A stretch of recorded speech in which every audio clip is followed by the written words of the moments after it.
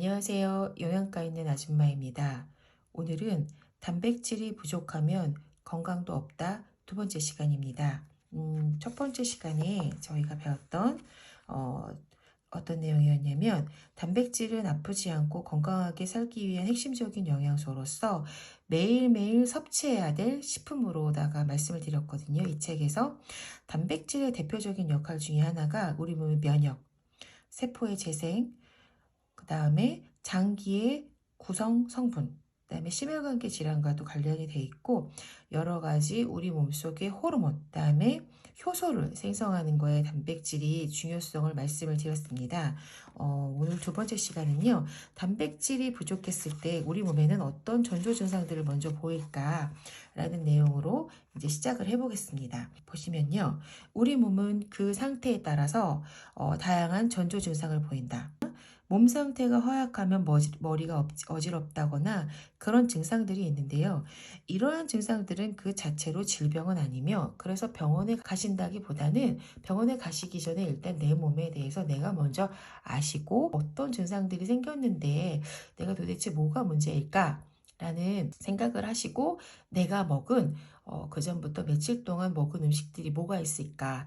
대부분의 이런 증상들의 하나는 요새 모든 병들이나 그런 것들이 음식으로 인한 질환들이 굉장히 많잖아요. 내가 먹은 음식들을 한번 생각해보고 식습관을 며칠만이라도 바꾸면 몸의 상태가 굉장히 많이 개선되는 걸 느끼실 거예요. 그런데 오늘은 일단은 단백질이 부족할 때 나타나는 증상들을 말씀드리면 첫 번째로 단 음식이 먹고 싶을 때도 단백질이 부족하다고 해요. 단백질은 지방이나 탄수화물보다 소화가 천천히 되기 때문에 배가 고프면요 당이 빨리 당겨요. 그런 거 많이 느끼시죠? 왜 당 딸린다 당 딸린다 막 그러시잖아요. 그래서 이때 단백질이 우리 몸에 충분하면 배가 고파도 당분이 땡기지 않습니다. 저도 예전에 단백질이 굉장히 많이 부족했을 때는요 당 성분이 굉장히 많이 땡겼어요. 젤리라던가 크림이 들어간 빵들, 그다음에 생리전에 그런 것들이 많이 땡겼었거든요. 근데 어느 순간에 단백질을 매일매일 몇 년 동안 꾸준히 식사 대용식과 함께 같이 먹다 보니까 어느 날 제가 당분을 찾지 않더라고요. 그다음에 유난히 모발이 약할 때도 단백질 부족을 의심할 수 있고요. 여기 보시면 손톱이나 피부가 약할 때 또 단백질 부족 증상으로 의심할 수 있어요. 근데 그 굉장히 너무 신기하고 재미있는 게 뭐냐면 인체는 단백질이 부족할 때 제일 먼저 모발로 가는 단백질을 차단하게 된다고 해요. 지난번에 시간에도 말씀드렸던 장기의 구성 성분이고 면역과 호르몬의 구성 성분 중에 하나가 단백질인데 솔직히 머리 빠지는 게 인체에서는 더 중요할까요? 우리 장기의 구성 성분인 무슨 그런 원료가 되는 단백질이 부족했을 때 더 몸에서 급할까요? 위기 신호일까요? 네, 맞습니다. 머리는 빠져도 괜찮아요. 이 신체 입장에서는. 그런데 장기의 구성 성분의 단백질이 부족했을 땐 그 급한 데 먼저 채운다는 거죠. 그렇게 보시면 돼요. 그다음에 세 번째는 만성 피로. 몸이 쇠약하거나 몸이 자주 아프거나 그다음에 몸이 자주 피곤할 때 또 단백질 부족 증상으로 보실 수 있으시고요. 그다음에 고기가 땡길 때도 단백질 부족 증상으로 보실 수 있습니다. 그리고 정말 되게 신기한 게 쇄골 부위가 좀 도드라져 보인다면 분명히 단백질 부족 증상이라고 봐야 됩니다. 그래서 쇄골이 너무 많이 보인다고 저는 예전에 쇄골이 보이는 여자들이 참 아름답다고 생각했었는데 이 책을 읽고 나서 꼭 그렇지만은 않구나 라는 생각이 들었습니다. 그다음에 살이 잘 빠지지 않을 때도 단백질 부족으로 보실 수 있으시고요. 여기 한번 읽어드릴게요. 단백질은 탄수화물이나 지방을 소화시킬 때보다 더 많은 칼로리를 소모하기 때문에 단백질이 부족하게 되면 칼로리의 소모량이 줄어들고 그 결과 살이 빠지지 않게 된다고 여기 나왔습니다. 이런 내용도 있고요. 그 다음에 요새는 인슐린이라는 호르몬도 단백질과 연결이 돼 있죠. 우리 몸에서 인슐린이 많이 분비될 때 오히려 지방 대사가 많이 저해된다고 해요. 그래서 우리가 당분이 땡길 때 인슐린이 많이 분비되잖아요. 그런데 우리는 알게 모르게 탄수화물을 되게 많이 먹어요. 밥을 먹고 나서 고구마를 먹는다던가, 달달한 커피를 먹는다던가, 빵을 먹는다던가, 그런 것들을 먹으면 하루 종일 우리는 그런 인슐린 분비가 되게 많이 되거든요. 그러면은 그에 따른 지방대사를 분비할 수 있는 호르몬이 나오지 않기 때문에 그래서 그 또한 살이 찔 수밖에 없는 몸이 됩니다. 다음에 제가 또 말씀을 드릴게요. 여기 보면 다리가 붓는 것도 단백질 부족 중요한 증상 중에 하나이다. 단백질은 근육의 수축을 돕는 역할은 물론이고 체액의 이동을 돕고 만약 단백질이 부족하게 되면 체액이 원활하게 이동하지 못하게 되고 한 곳에 축적되어 다리가 붓는 증상이 나타나게 되는 것이다. 또 부은 다리를 손가락으로 눌렀을 때 원상복구되는 속도가 눈에 띄게 줄어든다면 이 역시 단백질 부족 증상을 의심해 볼 수 있다. 여자들은 그렇지 않나요? 저도 마찬가지로 나는 하비야, 하체 비만이야 라는 얘기를 많이 하시잖아요. 그런데 그것 또한 호르몬과 연결이 돼 있거든요. 여자들은 이제 아기를 낳고 자궁 쪽의 기능이나 그런 게 많이 떨어지는 일들이 굉장히 많아요. 그렇기 때문에 여성 호르몬과 관련된 것과 그런 단백질의 역할도 한번 나중에 제가 기회가 있을 때 한번 그 책을 한번 읽어드릴 수 있는 시간을 갖겠습니다.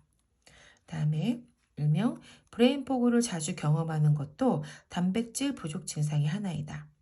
브레인 포그란 머리가 혼란스럽고 안개처럼 뿌옇게 되는 상태, 그리고 나의 생각을 분명하게 표현하지 못하는 상태. 그래서 단백질이 부족하게 되면 도파민이나 세로토닌 등의 신경절단 물질이 균형이 깨질 수 있어서 뇌 기능에 일정한 부정적인 영향을 미치게 된다. 그래서 집중력이 떨어지고요. 동기부여가 잘 되지 않는다. 그래서 아이들이 무기력하고 그렇게 공부를 안 하고 집중력이 잘 떨어질 때 옆에서 계속 혼내주고 잔소리 하시지 마시고요.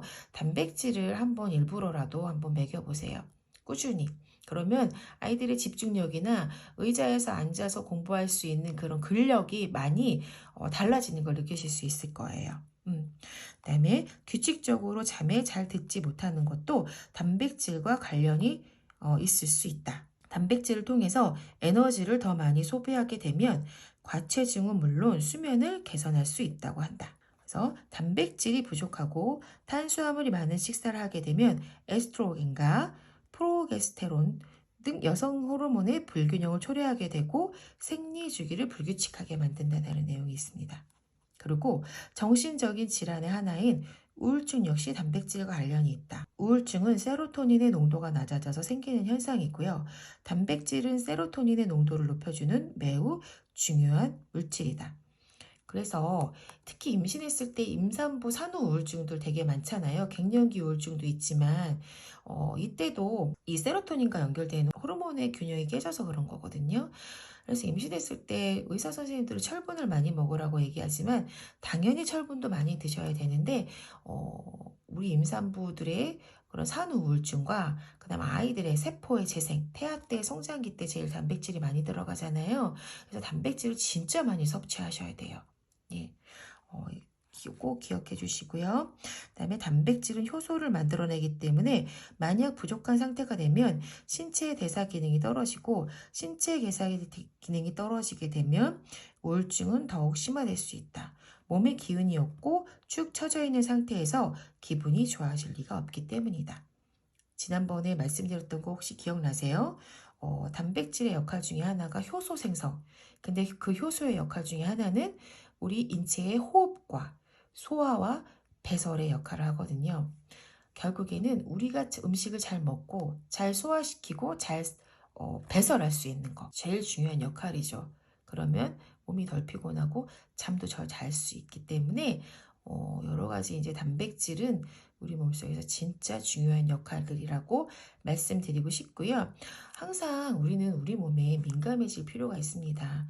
저도 예전에는 그냥 암웨이 사업을 하기 전에는요, 이런 영양 공부를 하기 전에는 제가 그냥 어디가 아프면 뭐 손가락, 배가 아프면은 뭐 내과를 가고, 방광염이 걸리면 또 내과를 가고 막 그랬었는데 그 방광염도 영양 부족으로 오는 질환이라는 거를 사업의 경험을 통해서 알게 됐고요. 이런 영양 공부를 통해서 알게 됐어요. 그래가지고 제가 이런 영양의 정보를 또 이렇게 유튜브에서 전해드리려고 하는 것도 있는 것 같아요. 우리가 영양을 많이 텔레비에서 그렇게 많이 접하기는 하는데 영양과 몸과의 관계는 이게 접목이 안 되는 경우가 많더라고요. 그래서 앞으로 차근차근 저를 따라오시면 이런 정보들을 조금씩 취하다 보시면 내 몸을, 그다음 내 가족을 관리할 수 있는 여러분들이 되실 수 있을 거라고 봅니다. 다음 시간에는요, 그럼 나는 어떤 단백질을 먹어야 돼? 동물성, 식물성. 동물성이 좋다고 하는데 그게 맞나? 어떤 단백질을 먹어야 되는지 그거를 이 책을 통해서 말씀을 드릴 거고요. 단백질의 선택 기준, 그리고 오늘 마저 말씀드리지 못했던 단백질의 주요 기능들에 대해서 간단하게 다시 찾아오겠습니다. 감사합니다.